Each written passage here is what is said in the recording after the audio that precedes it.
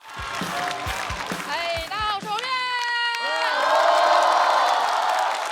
哎呀，第三轮了啊，该讲点原生家庭了啊。哎，我小时候，我爸爸妈妈是开小饭馆的，卖点什么包子、饺子、米粉、面条之类的。我们家的饭馆名字叫好好吃，只有我一个人听进去了。我每天都坐在饭馆里面好好吃，但我们家饭馆的生意还是一般，爸爸妈妈呢就是闲着是闲着，不如就吵点架打点架。饭馆嘛，也需要一些真正的人间烟火哈。我印象里面最深的画面就是两个人忙着忙着，突然就打起来了，从那个店门口打到后厨，两个人简直不知天地为何物。甚至有的时候就是你一盆肥肠，我一盆牛肉的互泼。我们店里面有些顾客明明点的就是一碗素面，吃着吃着就变成了臊子面。而且我是来了上海过后，我才知道你们这边管臊子叫浇头。我觉得这个叫法简直太对了。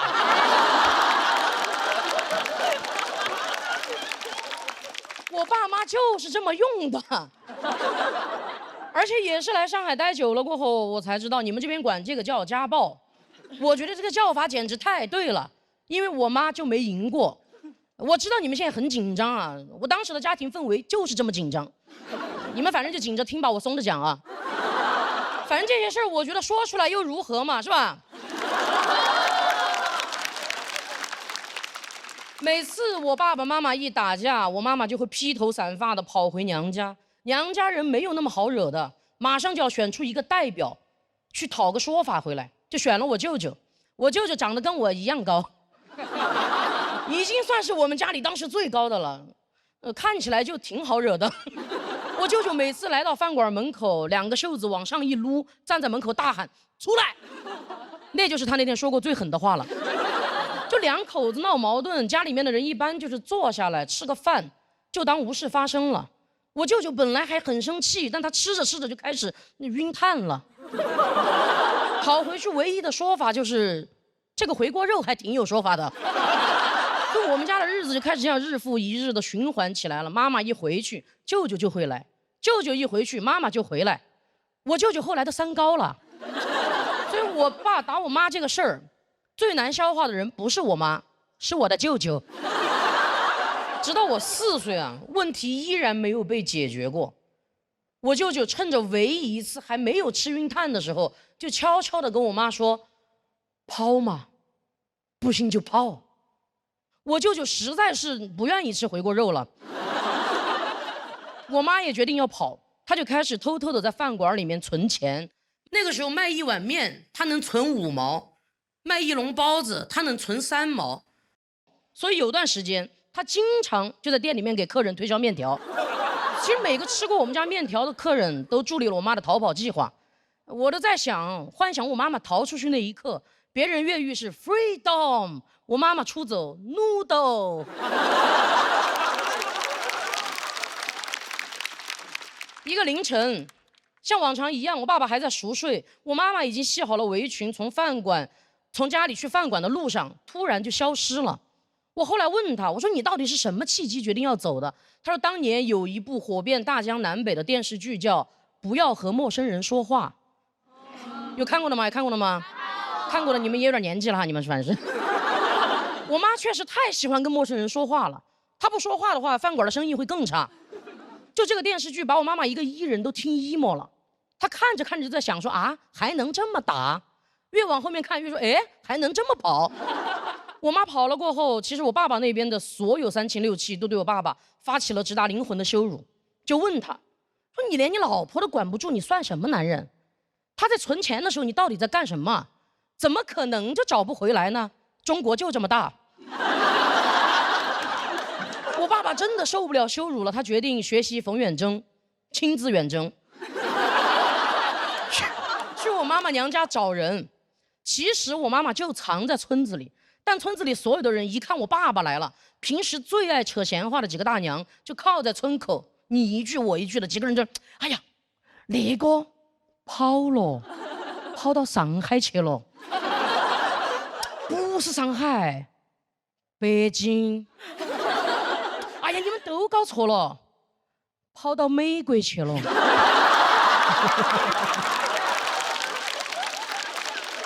我爸爸听完过后说，难怪我说怎么中国找不到啊。我妈其实最后是通过失踪2年才成功的自动跟我爸爸离婚的，所以法院判决那天出庭的人只有我和我爸。我觉得我妈妈挺勇敢的，她的缺席让我第一次看见了一个看不见的女性，因为她知道挨打的她离不了婚，她就只能成为那个消失的她。我知道你们现在又紧张了啊，但当时法院的氛围就是这么紧张。你们紧着听吧，反正法官是松着判的，把我判给了我爸爸。当时他对着4岁的我说：“小朋友，你是想跟着爸爸呀，还是想自己出去单干呢？”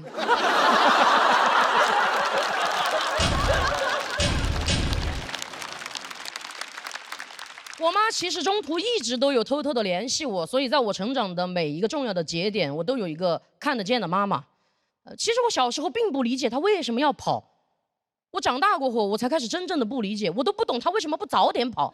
我就问他，我说你为什么非要忍到我4岁你才跑呢？我妈说，她说因为我在存钱。我就问他去哪儿了，他说从云贵川跑到江浙沪，从大西北跑到北上广。我一听跟我去年专场巡演的路线一模一样。但我是背着包袱去讨生活的，我就在想我妈是怎么生活的呢？我觉得我低估了我妈妈。她是系着围裙跑的，一个系着围裙的女人跟一个扛着梯子的男人一样，可以随意的出入任何的公共场合。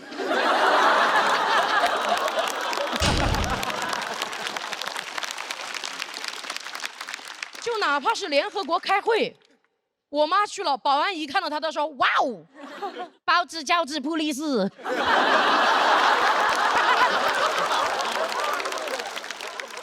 就算哪天他真的饥肠辘辘无处可去了，他甚至可以随机混进一个饭馆 ，cos 里面的服务员，自己给自己打员工餐吃，就被人发现了又能怎么样呢？跑嘛，反正从饭馆跑他熟。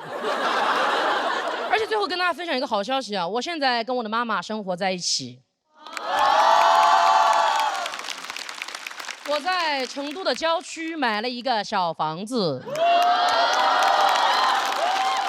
其实我从中专毕业过后就一直在疯狂打工存钱，直到我接触了喜剧，我发现演一场即兴喜剧我可以存200，演一场单口拼盘我可以存300，所以有段时间我就特别爱演拼盘，因为我知道爱拼才会赢。我妈妈看我这么疯狂的存钱，她也挺紧张的，生怕我要跑。我说：“妈妈，这个家。”没有人需要再跑了，谢谢大家，我是王悦，谢谢。哎呀，到双悦！哎，朋友们好，朋友们好，真的，节目播了，看了吗？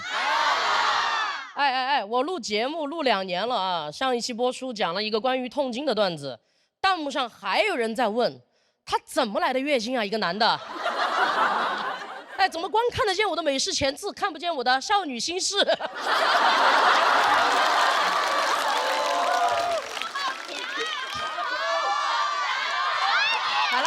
好了，哎，我真的，我少女心事太多了，我既没有一个特别好的爸爸，也没有上过北大，但是我有一个真的不怎么让我省心的妈妈。我18岁刚刚出来毕业工作的时候，就赶上了我妈妈第1次车祸。不用紧张，她活得很好哈，因为后面还有第2次、第3次，也不用紧张，她到现在也活得很好。我之前一度也就思考过，我妈妈是不是去碰瓷的。我后来发现她就是单纯的运气不好。我妈这个人就那几年经常被车撞，就是一个红颜车祸水，你知道吧？第1次是被汽车撞的，第2次是电瓶车，第3次是自行车。我妈妈现在走到路上要小心一点，滑板车。而且3次都是意外，甚至都是她走在斑马线上被撞的。我都在想，什么意外能来3次？就遇上孙悟空的白骨精。半夜起来开门的诸葛亮，孟母的家，大鱼的门，成都市双流区张女士本人。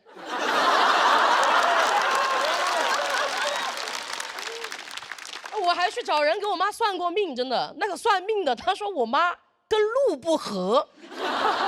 那是我第一次不信命的时候啊。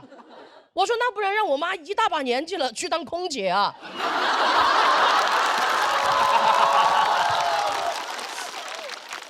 她第一次出车祸的时候腿撞骨折了，我当时赶到医院，隔着病房的毛玻璃，我就看见我妈病床前站着一黑一白2个人。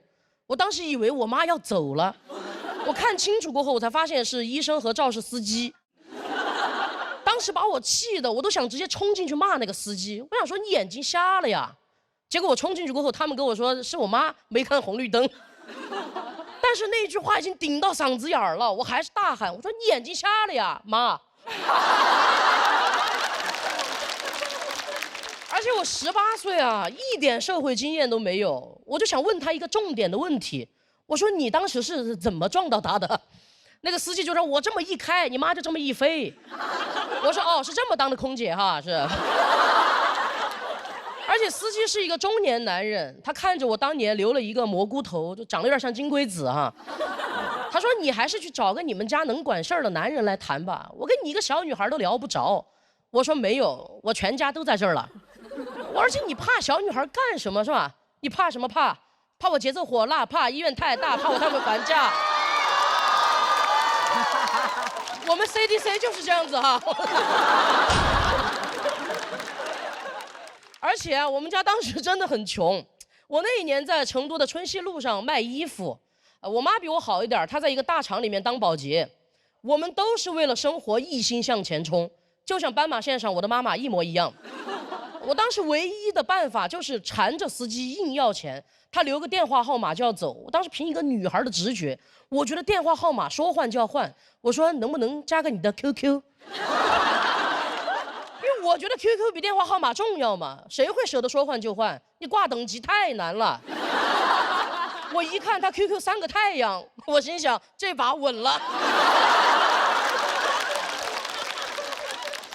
而且都到过年了，他还在拖欠医药费。但18岁的我办法多的是，因为我这么聪明的宝宝，从小就爱喝飞鹤奶粉。聪明的小脑瓜瞬间就来灵感了，还得是飞鹤。不得不说，这个 QQ 真的加的太对了。我发现他的单位就藏在他的相册，我直接去空间里面给他留言，我说你有钱充黄钻，没钱给我妈。你都多久没来看他了？过了一会儿，他同事就在下面给他回复说：“你玩的挺大呀。”啊？你私生女都会发说了啊？第2天他就到医院里面来把钱给交上了，该说不说挺有诚意的，把他老婆也一块带来了，你知道吗？但我没有想到过，我妈妈出车祸这个事儿真的像刮刮乐一样，刮开一次，里面写着再来一次。但他第2次被电瓶车撞的时候，我已经20岁了，心态上成熟了很多。春熙路就是这么磨练人哈。我当时早就已经是我们家里的顶梁墩了，而且我有了前车祸之鉴嘛，我就发现啊，穷人简直太好被打发了。我这一次要拿回属于我的所有，坚决不能让别人看出来我们家既没男人又没钱。这还好，我从小就在想办法，老子办法多的是。我直接去剃了一个板寸。谢谢，你的板寸是学校给你剃的，我的板寸是社会给我剃的。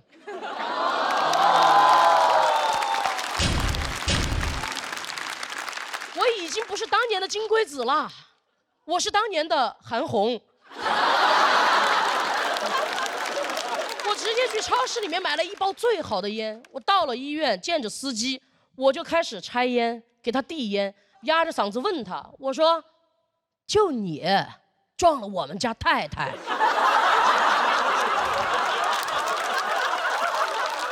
司机直接被我镇住了，他说：“对不起，老爷。”一直给我道歉，我就带着他去交钱。当时感觉一切都像2年前一模一样，连我妈被撞的那条路都还是在天府大道。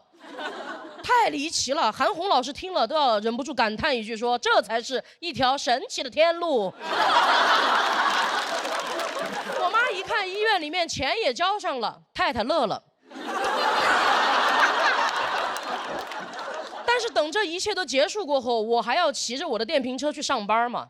那天下了好大的雨，雨水就顺着我的板寸往下流，都辣到我的眼睛了。当时我就知道，人还是应该留美式前刺。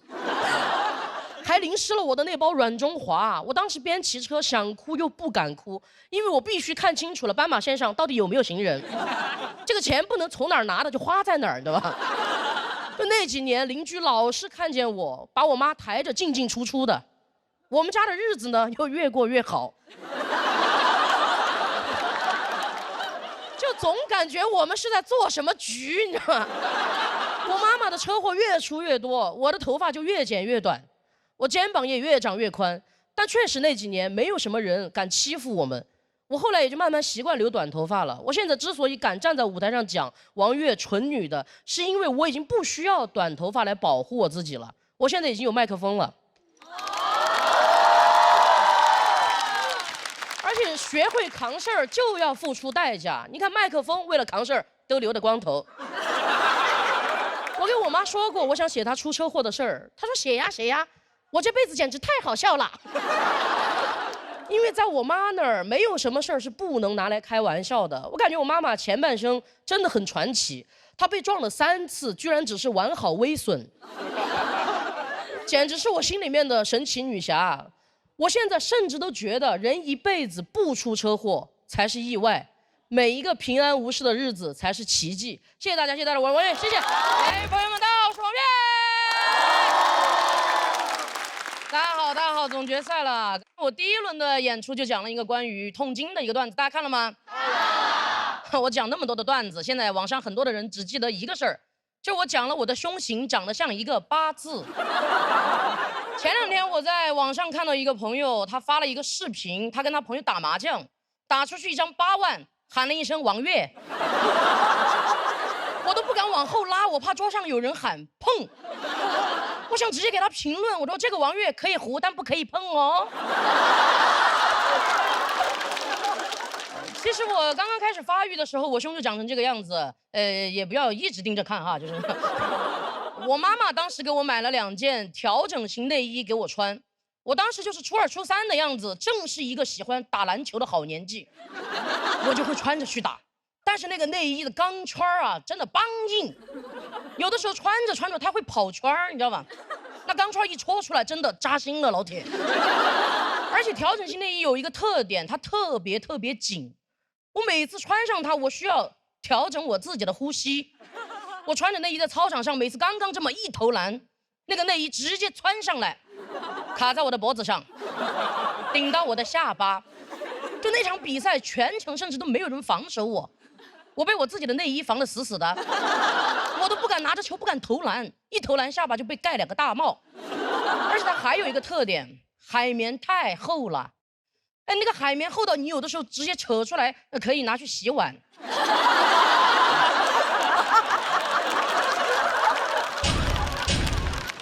有时候你把它扯出来，它甚至就是一个碗。你这样夺它一下，它半天都弹不回来。打篮球嘛，难免会有一些肢体上的触碰。有一次我打着打着，那个男的突然就给了我一下，立马就给我道歉，他对不起，我犯规了。我说啊，没有吧？我都感觉你没有碰到我。他当时就看着我哕下去了半边胸，半天都没有弹回来，他吓惨了。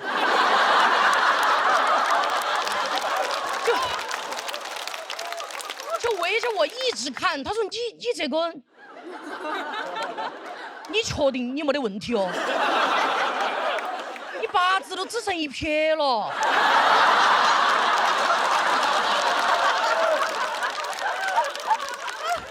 当时全操场的男生都围过来看我了，我真的觉得很尴尬，但情急之下我就只有把另外一边也摁下去了。但是这个调整型内衣我穿了1年多就没有穿了哈，因为它确实跟我的8字不合。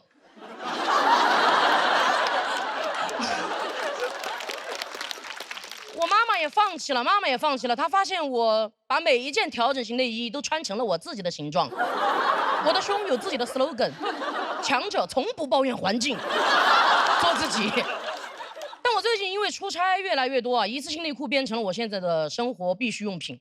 我这个身材真的很难买到大小合适的。其实网上很多商家的我都买过，最大号的我穿着都小，穿吧也穿得上，脱下来得剪开。而且一次性内裤真的太薄了，我就拿着那个内裤看，我直接看到了我的掌纹，我感觉它沾点水能当面膜，这真的是个宝贝哈。拿在手里怕碎了，穿在身上怕化了。一次性内裤，你首先是个内裤吧，你要保证你最基本的功能兜底。你有这么透气的材料，你拿去做内衣呀？我感觉我这辈子真不容易，我买个内衣比我八字还硬，买个内裤比我命还薄。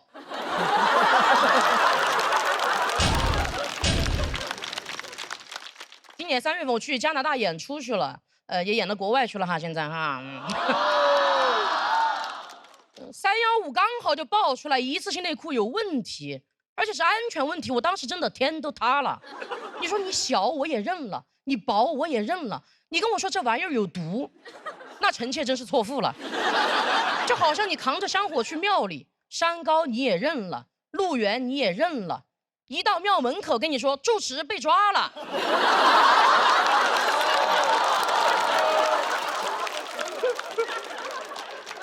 专门看了新闻，他说这个东西不卫生不消毒，最重要的就是荧光剂超标。什么意思啊？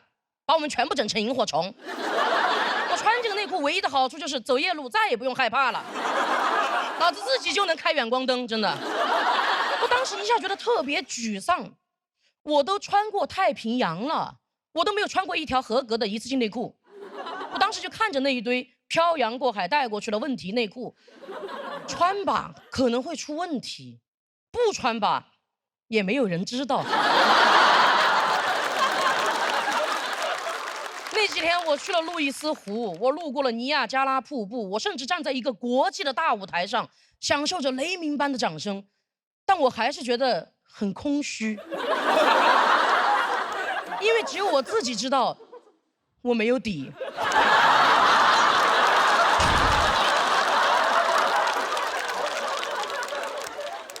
当时看了新闻过后也是爱女心切，一气之下把我在家里面囤的40条一次性内裤全部给我拿去洗了，加工成2次性内裤。他非要说这个东西拿开水烫了就变干净了。我说那些做脏内裤的是因为烧不开水吗？还隔着时差给我发视频，就坐在客厅里面把我一次性内裤一捆一捆的往开水里下，下进去就散开了，我感觉他在烫响铃卷儿。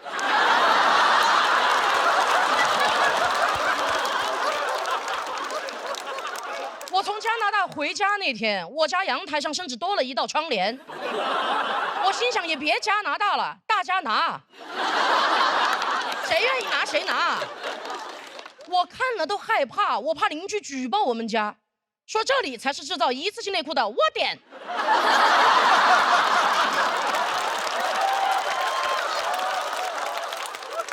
但是我最近终于买到合适的一次性内裤了哈，是一个孕妇用品，太好穿了，真的。但我每回都会把包装扔得远远的，我怕别人给我爆出去，说你别看他在台上留个板寸，私底下孩子都有了。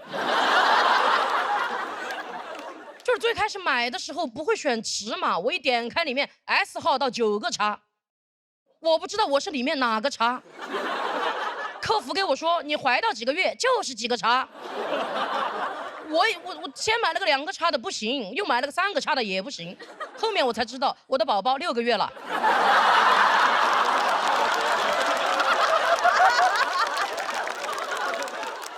但现在商家都懵了，我这个账号买6个叉，足足买了6个月了，这怀的是个哪吒吧是？这个社会到底怎么了？逼得单身做孕妇，逼得月子坐月子。我的要求真的很低，我就想要一件舒服的内衣，一条合格的内裤。你不要把我整得喘不过气又兜不住底的。而且那些做毒内裤的商家，你抓进去过后，日子也别让他们过得太舒服，就给他们穿调整型内衣，钢圈最硬的那种，穿大概3年以上10年以下的，把他们全部都聚拢起来，唱铁圈累。反正他们又不怕累，他们的良心又不会痛。我觉得这个才是调整型内衣最该调整的地方。谢谢大家，我是王悦，谢谢。好，我是王悦。哎，朋友们又见面了，真的。哎，我去年上完节目过后啊，一直在全国各地巡演我自己的专场，大家有看了的吗？看了，没有看的不好意思，收官了哈。其实现在就是演的越多啊，我这个越容易暴露自己没有文化，真的。我是一个中专生，很多时候呢，多多少少有点自卑啊。去年专场演了有30多个城市，现在专场演完过后有一个环节，大家应该知道是吐钱环节，就是先写上观众的名字，后面写一句祝福。这个环节我在全国各地演的都很顺利，直到我来到了上海。我搞不懂哈，你们上海怎么每个人都有个英文名？我英语真的很差，写都写不来，真的。就吐钱环节啊，站在那儿，简单的什么 Amy、Lily， 我还可以猜一下。但你要是跟我说 Emily， 哎，我真的迷离，我云里雾里，你知道吧？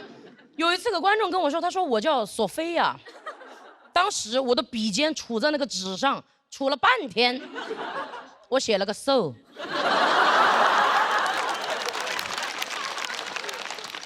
我又不想让他觉得我很没有文化，我就问他，我说你那个索菲亚的索，该不会是误将上下而求索的索吧？我真的很恨我自己，真的，因为明明我家里的衣柜就是索菲亚的，怎么平时晾衣服的时候我就没有多看几眼它是怎么拼的，你知道吗？那天我回去看了，写的就是索菲亚。3个汉字跟我写的一模一样，真的。哎，我英语这么差，去年还去国外巡演了一圈哈，现在也算是国际演员了啊。走了一大圈。其实我第一次一个人去澳洲的时候，心里真的很紧张，一落地被一个白人警察拦下来，盘问了我好多问题啊，我一句都听不懂。当时把我急的，我说不晓得，听不懂。他直接给我翻了个白眼。我第一次看见一个白人的白眼，全是白眼人。但是我才反应过来，我是不是有点太自卑了？我明明都会说 no， 然后他后面问我什么问题，我都说 no no no， 最后把警察的 no 笑了。警察说哈哈哈哈，it's okay。我觉得一点儿都不 OK， 因为我从他那个 harm 里面，我就听出来了。他觉得我是一个不会说英语的小可怜，我当时一边往里面走，心里又觉得有点羞耻，但电光火石之间，突然有一句英语就传到我脑子里面，我转头就问他，我说 Can you speak Chinese？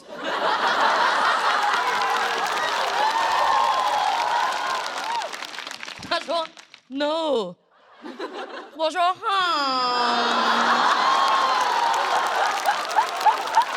It's okay。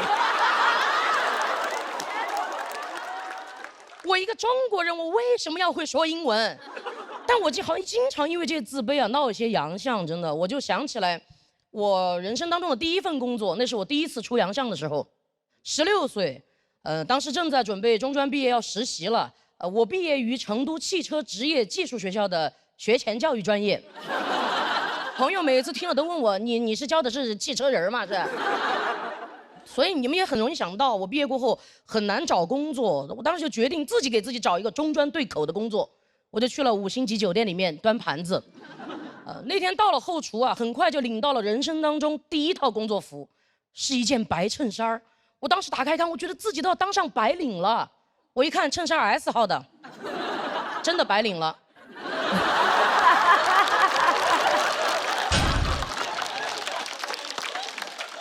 而我根本就不好意思给别人说，就不敢提要求，说你能不能帮我换一件？因为我是一个中专生，我们的校训就是适应社会，适应社会。那个衬衫我穿了10分钟，社会真的很难适应，勒得我根本就出不赢气，你知道吧？那个扣子从上往下扣到一半就扣不上了。我一看，这不就是个车标吗？奔驰。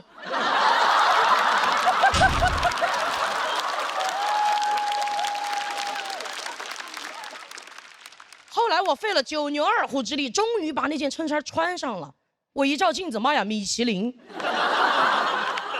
主管就开始训话，当时现场有6、7、10个人，我站在第一排。主管说：“来来来，大家都看我啊！”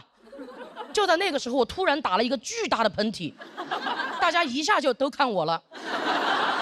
这个喷嚏有多大啊？我当时打完，直接把我打到第2排了。与此同时，我肚脐眼上的一颗扣子，像上了膛的子弹一样，啪的一声就崩出去了。哇，那一瞬间世界都安静了，只有我的肚脐眼在说：“哦，天亮了吗？”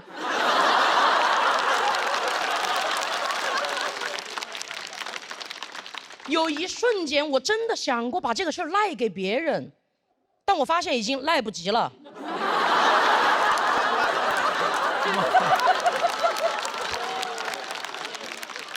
主管捡着那个扣子径直朝我走过来，他说：“这是你的扣子吗？”我说：“这是我的肚脐眼的盖子。”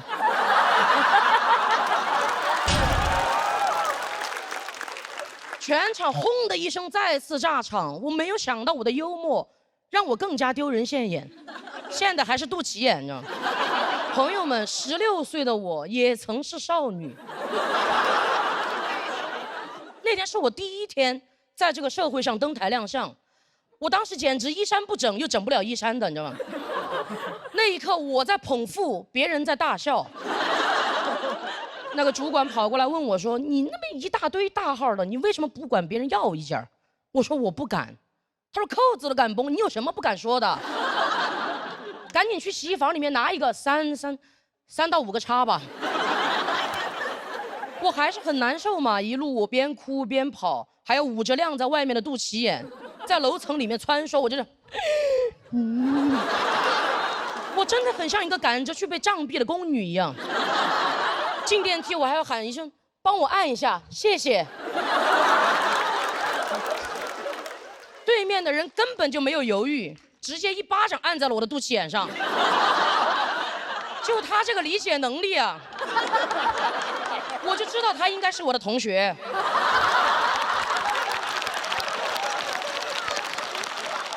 换好衣服过后，我真的没有勇气再回去面对所有的人，我就等到他们散会，我才敢鼓起勇气推开后厨的大门。当时推开过后，那个空间里面只有2样东西，一个单词就能概括 ：excuse me。后来那个导演跟我说这是2个单词，我就说了我英语不好啊。但其实那颗扣子我一直留到现在了。后面呢，我也干了大大小小10几份工作，然后也出过一些不少的洋相。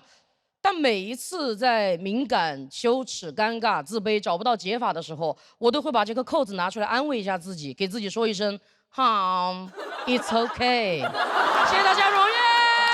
哎，大家好，我是荣月。哎，我是一个来自成都的女演员啊，美不美？谢谢谢谢。其实我在生活里面有很多困扰啊，在我们那边。在路上遇到人打招呼，一般就会叫帅哥或者美女。我长成这个样子，每次路上不管别人叫啥，我总会下意识的回头。我说耶，都在叫我。那后来就有观众说啊，他说哎，我其实觉得怎么叫你都不合适，最合适的就是叫你一声老师。我说哦，你该不会是想尊重我吧？但我第一次在台上听到的时候还是很开心。我说哦，什么老师啊？他说韩红老师。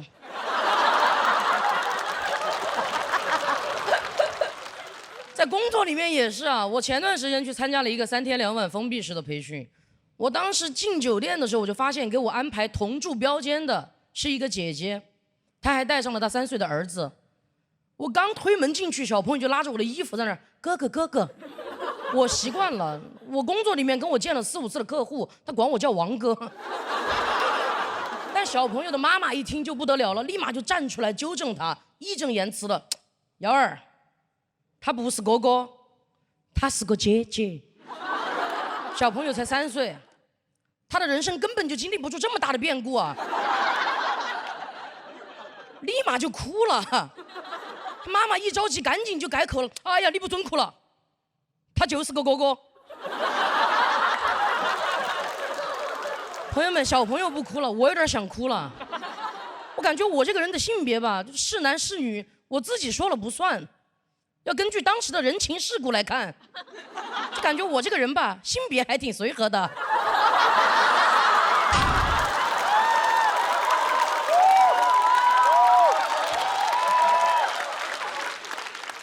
个事情到了晚上，他的爸爸给他的妈妈开视频，朋友们，那个拥挤的房间里面，我紧张的大气都不敢出，你知道吗？那边就在问，瑶儿，好不好耍？小朋友，好耍好耍，还有个哥哥跟妈妈一起耍。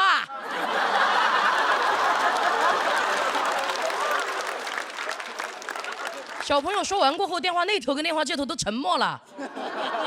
那个姐姐甚至有点病急乱投医了，她把手机摸出来往我这边转，她说：“你要不然在视频里面跟我老公打个招呼，解释一下。”我说：“会不会更说不清了？”但其实她把手机往我这边转的时候，我已经就是把声音调整成夹子音了。没想到视频一转过来，那边说：“哎呀，是你呀，王哥。”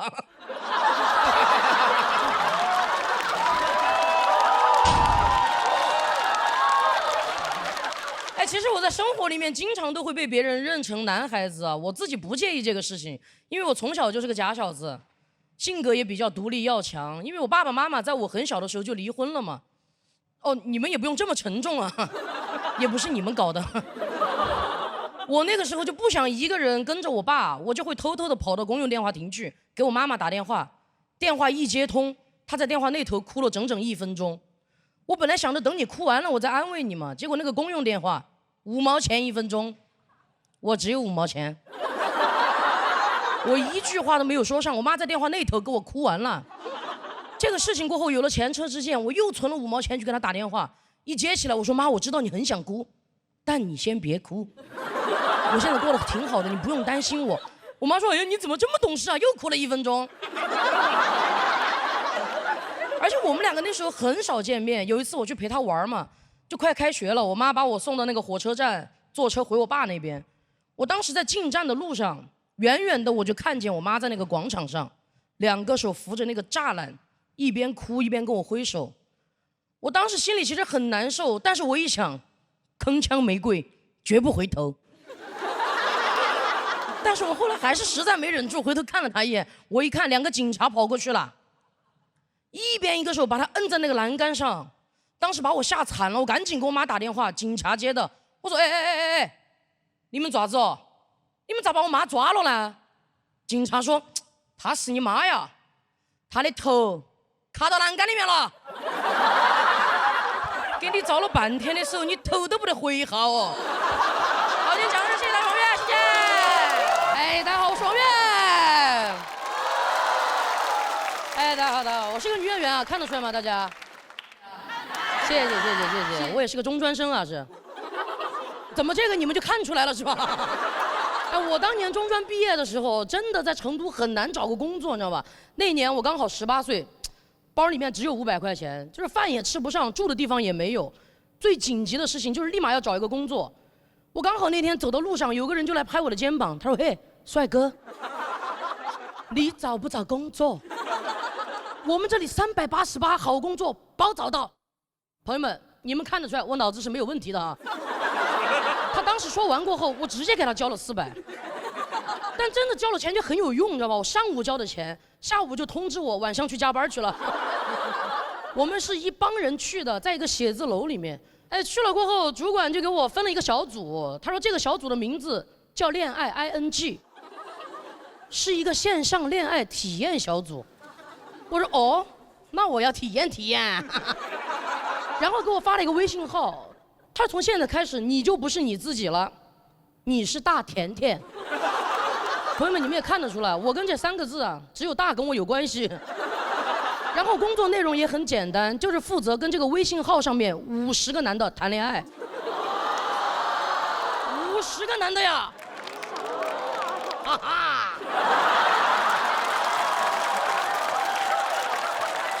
我当时脑子里面只有2个字：show time。非诚勿扰一期才24个，我等于去非诚勿扰上面一站到底了，你知道吗？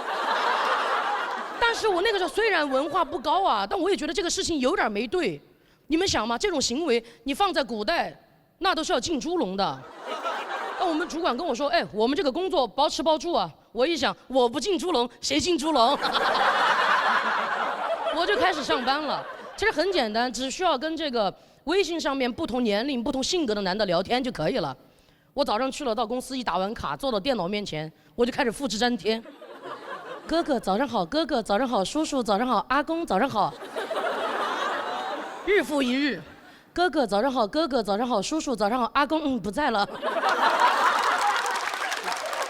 我那段时间甚至啊，我都已经掌握了如何跟男人相处。很简单，就是不管他们干什么，你只要夸他就可以了。哎，我有个哥哥特别爱给我发自拍啊，简单来说就是他自己的躯干。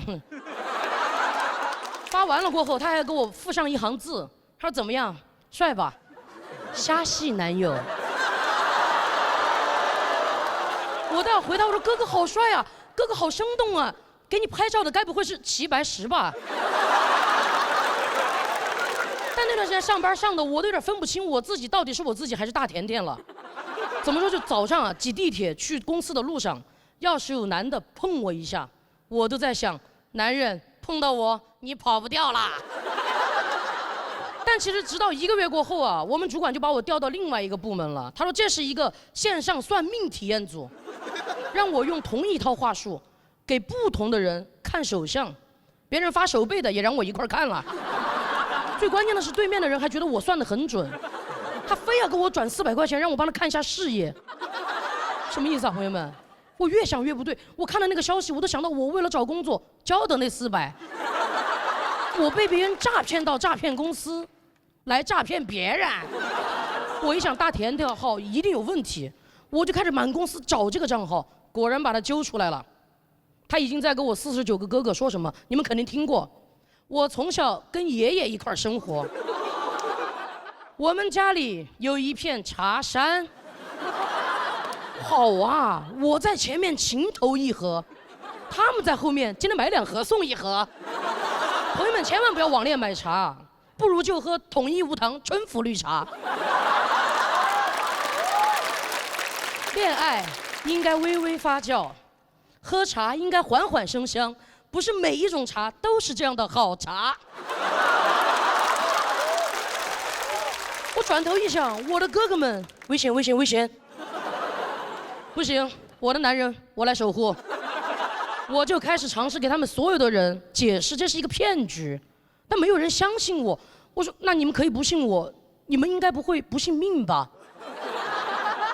我决定用诈骗打败诈骗，老子直接用张大师的号加他们所有人，我就给他们看手相，凡是发了图过来的，我就会回他，我说看了您的感情线，最近情路坎坷吧，小心人财两空啊，尽快远离身边名字里面带叠词的，尤其是以 ABB 格式出现的女人。那边回我，大师说的该不会是高圆圆吧？但好在他们一边在删大甜甜的微信啊，我也就准备离开这个公司了。我走之前，我又做了最后一个事儿，我用张大师的号发了一条朋友圈，我说朋友们，我要去结婚去了，下面配了一张大甜甜的图片，我要让我的所有哥哥们彻底死心。这也是我自己的一个真实经历啊，就今天也分享给大家。我自己总结了一下，谨防网上诈骗，一定小心网恋。如果非要网恋，想想我是甜甜。来，谢谢大家，谢谢大家，谢谢。哎，大家好，大家好，我是王悦。哎，没想到吧，一个女演员后面接了一个看起来不像女演员的女演员哈。我小的时候是一个留守儿童啊。你看我每次讲到这儿，没有一个人信。有的人问我，他说是把你留在食堂里面了吗？是。我小的时候是我奶奶一个人带大的，我奶奶又是一个特别要强的女人。小的时候教育我说的最多的话就是，她强任她强，你必须比她强。我小的时候没有这么胖，其实挺瘦的，但我奶奶就觉得太瘦了，你出去容易被人欺负，她就带着我去一个中医那儿买一种开胃的药丸。医生说吃半斤就够了，我奶奶太要强了，她说不行，她至少都要吃3斤。我说奶奶，我吃不下3斤。她说哎，这个药丸不是开胃的吗？咱们先吃半斤，你开胃，那2斤半不是就吃下去了？我后面就越吃越胖，越吃越胖。我奶奶都着急了，跑到那个中医那儿去问，她说你这儿有没有什么其他的药丸，把它给我整回去。而且我小的时候不仅发胖啊，脾气也挺急躁的，有的时候晚上写作业，写着写着把那个作业本全部划烂，我奶奶为了纠正我，让我变得更平静，就在我们家的客厅上贴了一句名人名言，就是急躁引起高血压、心脏病，损伤脑神经，发疯发癫，横杠刘世清。就你们也不认识这个人吧？这是我奶奶的名字。而且她要求我每天起床过后在客厅里面大声朗读20遍这句话。我前面其实读的挺平静的，我在那儿急躁引起高血压、心脏病，读到15遍过后，我越读越急躁。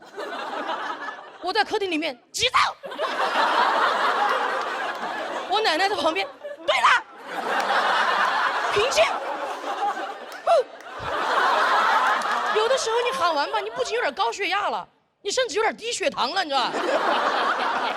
而且我奶奶那个时候就从我幼儿园啊，她就觉得一个强者就应该多才多艺，她让我去学小提琴。我那个时候年龄太小了，手又比较短，捏不到前面那个琴弦。每天早上，我奶奶负责帮我把琴头提起来，我就用我的下巴和锁骨夹住琴，然后拉琴。那会儿还有锁骨啊。我一度以为小提琴就是别人负责小提，我负责琴。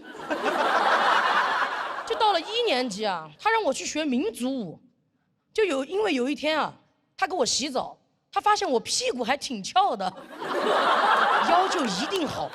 这2个事情根本就没有关系。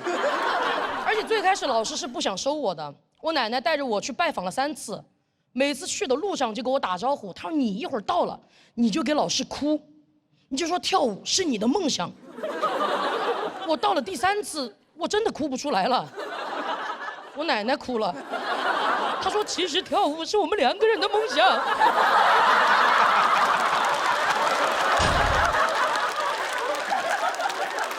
我真的不适合跳舞。我们那个时候考级，所有的小朋友都要穿同样的衣服。老师给我发的裙子，我拿到手上，扣子在这儿，扣眼在这儿，完全就扣不到一起。我奶奶连夜把家里面的窗帘扯下来，给我缝了一溜，可以说是天衣无缝。第2天早上啊，我醒得特别早，没有窗帘就是晒啊。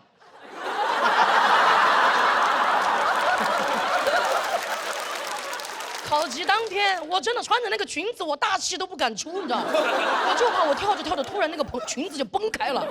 你说真的崩开了怎么办？老师跟我说什么？老师只能说把你窗帘给我拉上。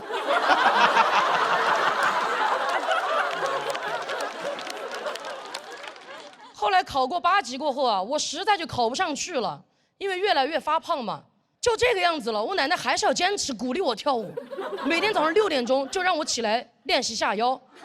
我有的时候真的一下下去过后，我的头穿过我2条腿，刚好能看见我们家墙上贴的名人名言，只能看到4个字：发疯发癫。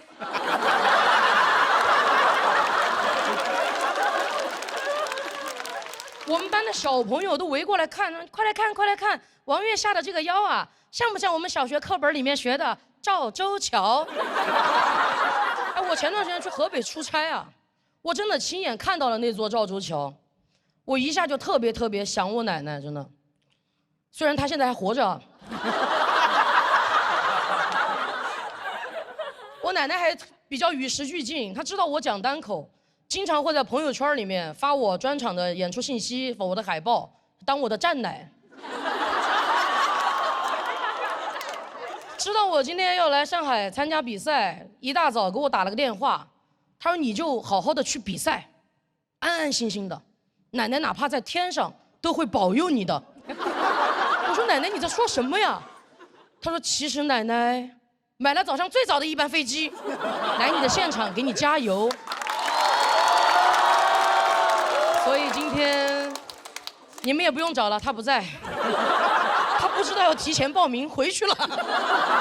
我刚才看了时间点啊，这个时间他刚好又在天上保佑我啦，谢谢大家。好爽嘞！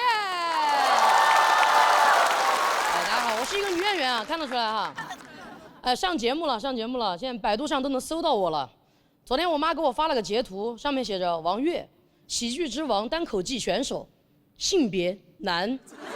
哎，别人上节目是痛失艺名，我痛失性别。我上初中的时候就已经长得有这么壮了，所以在学校里面老是被别人当成男孩用。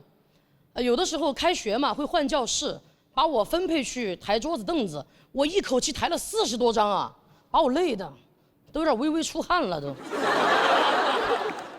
我一转头，我看3个男孩去领新书，抬着同一摞书，还要在那儿1、2、7，我们整层楼的女生都疯了，全部站在那个走廊里面，快看呐，快看，他们好帅啊，他们抬得好稳啊！哎，我都心想，我说怎么这么轻易就能得到这么多的称赞？当男的好好啊！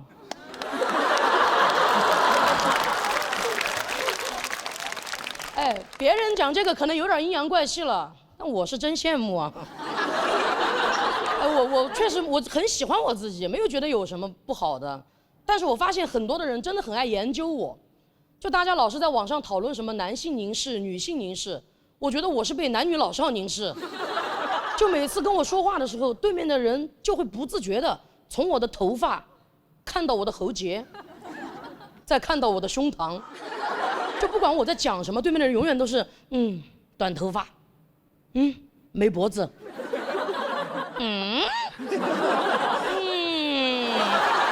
而且我每次还要站在那儿等他们研究完我才能走，你知道吗？这很尴尬。但我觉得这个世界上啊，最见过世面的就是卖卫生巾柜台那儿的那个阿姨。哦，我也是会来例假的哈。我每次往那儿一站，她看都不看我，直接过来问我平时量大吗？我说阿姨，你要不要看看我？你没有什么别的疑问吗？她说有，平时量大吗？我觉得在这么一个需要凝视的地方，这个阿姨居然选择了无视我，而我觉得好有安全感啊！我真的很想一直就待在那个柜台里面，但我想了一下，还是要鼓起勇气往外面走一走。我不可能这辈子只买卫生巾吧？我量也没那么大。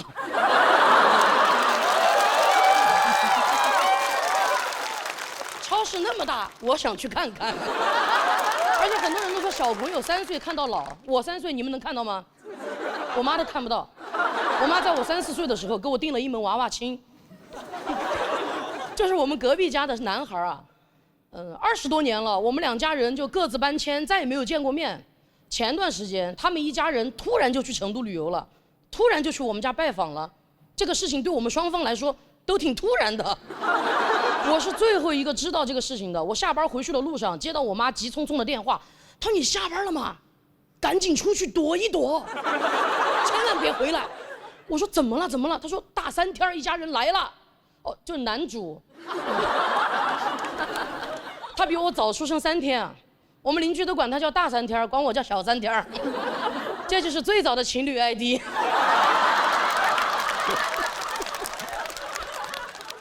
大3天，多么远古的一个称呼啊！我甚至已经想不起来这个人长什么样子了，但我脑子里面蹦出来一句话：逃跑吧，新娘！我就真的躲了。但我越躲越生气，我觉得当时订这个娃娃亲，明明是2家人一起订的，为什么现在让我一个人来面对这份无法面对？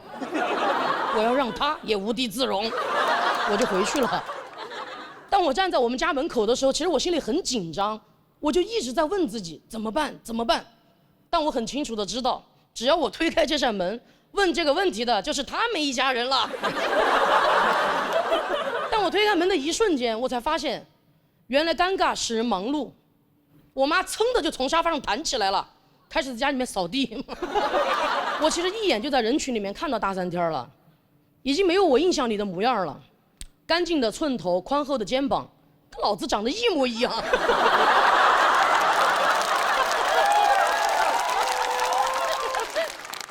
怎么还长出夫妻相了呢？是吧？哦，不是刘仁成啊，不是刘仁成啊。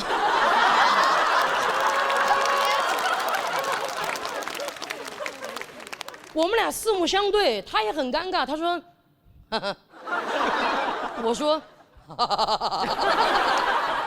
我一转头，我妈扫到厨房里去了。大3天的爸爸也很尴尬，还是我先开口打的招呼，我说叔叔阿姨好。他爸爸在那儿听这个，好。我们这次来呀，主要是来旅游的。他们那天来的时候提了水果，提了牛奶，就是没有提这门娃娃亲啊。就我能感觉到他们一家人其实挺传统的，但我那天凭一己之力，我就让他们一家人都意识到，有些传统就是糟粕。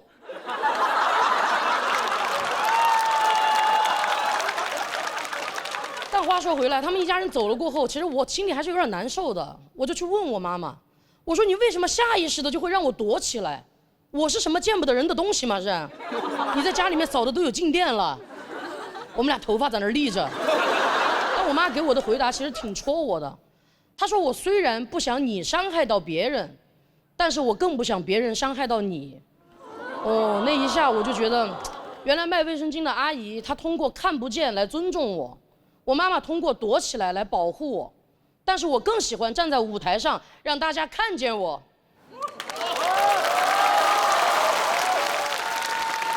什么男女老少宁无所谓，我就站在这儿，大家可以尽情的凝视我。谢谢大家，我是王悦。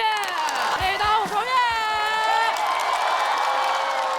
朋友们，见面了，真的。去年我上完节目过后，应该很多朋友认识我了吧？有认识的吗？有吗？认识。去年确实一整年，我也在线下巡演我自己的专场，也演了很多场。说实话，这个工作越来越忙，我现在身体跟不上了，我痛经。我也是会来月经的啊，真的，我把你们当自己人才说的。其实我每次来月经，我从第一天我就开始痛，那种痛可能很多男生不太能懂哈，就是你上学的时候，几个人端着你的腿去撞树，这连撞7天啊。我上一次来上海，我出差也是在虹桥机场，那天突然我在机场走着，突然就来月经了，一下把我痛的就晕倒在地上，当时来了3个男的抬我。没抬起来，抬不起来，顺手就把我放在地上了。旁边围过来好多人就在问，他说怎么了？我躺在地上很虚弱，我说痛经。旁边人说小伙子痛得都神志不清了吧？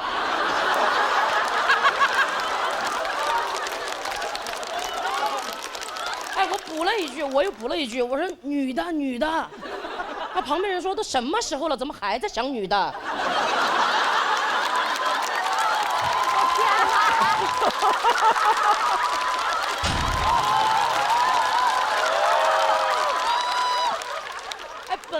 本来我是一个很能忍的人，真的，有的时候我就想着，我说忍一忍就过了，大不了我就忍到绝经那天嘛。但我除了痛经啊，我还月经不调，可能很多男生又不太能懂哈，就是你上学上得好好的，突然有几个人他端着书就来撞你。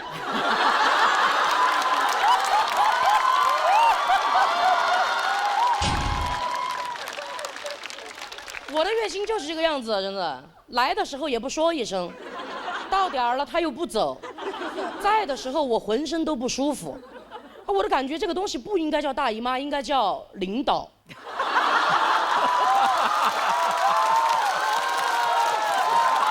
你们应该都有领导吧？大家都有领导哈，有的时候是不是也坐在位置上在那想说忍一忍就过了，大不了我就忍到退休那天嘛。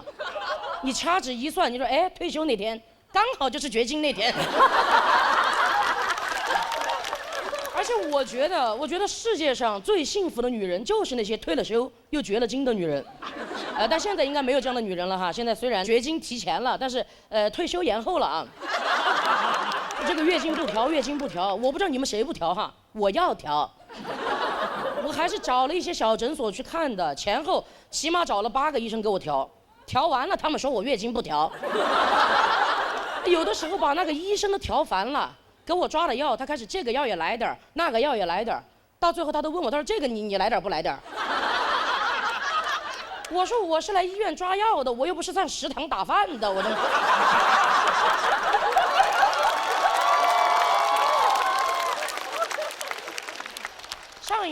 上一次我在虹桥机场把我痛晕了过后，我就回成都，我说下定决心我去大医院挂个专家号，好好看一下我这个妇科。那天我老早就去了，一到诊室，医生问了一些基本问题，他就给我提了个要求，他说你能不能把你衣服撩起来，我检查一下你的胸。我怎么好意思嘛，我胸又长得不好看。我虽然没有身材，但是我有身材焦虑哈。他长得像一个8字。好了，你们也不要盯着看了。而且那段时间本来就因为月经不调，我的8字还挺硬的。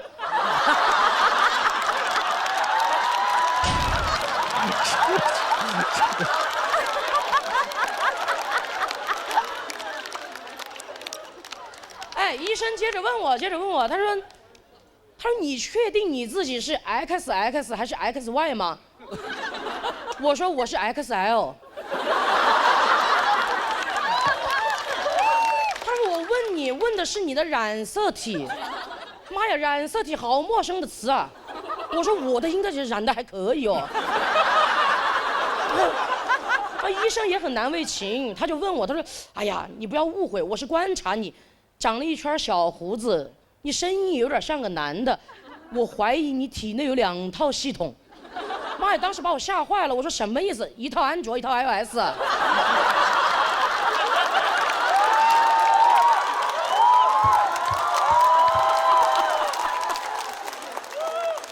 而且本来上医院想检查一下月经来不来的事儿，那天变成月经该不该来的事儿呢。我当时月经一下就不痛了，我头有点痛了，你知道吧？然后医生就让我赶紧去做一个全面的妇科检查，我就去了。说实话，做检查的过程当中，我心里还是很纠结的。我都在想，要是我检查出来我体内真的有男性系统，我怎么办？我的朋友们怎么面对我？我出走半生，归来竟是少年。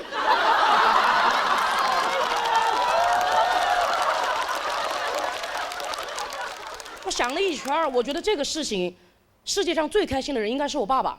我爸爸太想要个儿子了，但他这辈子只生下了我和我妹妹。不过我觉得这个事情什么时候跟他说，他应该都会很开心的，哪怕他去世那天，我就站在他面前，把我的检查报告拿出来，我说：“爸爸，其实我不是你的小棉袄，我是一个假2件。”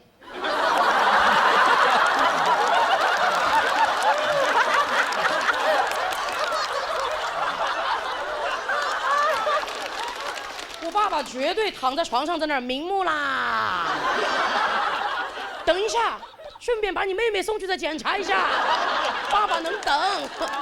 但我这个检查很快就做完了，我赶紧拿着报告单回到医生的诊室，一路我都很紧张，我也需要一个结果，我就站在门口悄悄问医生女儿女不女，很像站在产房门口，真的，别的话都别说了，就告诉我是男孩还是女孩吧。医生说：“恭喜啊，女孩，全女孩，158斤的大胖丫头。”朋友们，我活了快30岁了，真的，那天我才感觉自己是一个被官方认证的女人，知道吧？这个段子你们也别闲着，播出那天你们就给我把消息往外散哈。逢人就说王月纯女的啊。那赶紧给我看看我月经不调的事儿吧。医生给我总结了一下，看了你的报告单啊，我们就发现其实是因为你体内雄性激素过旺。说白了，有点超雄，你知道吗？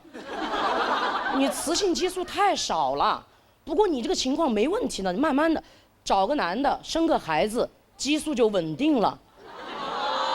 我说激素稳定有什么用？老子人生都不稳定了。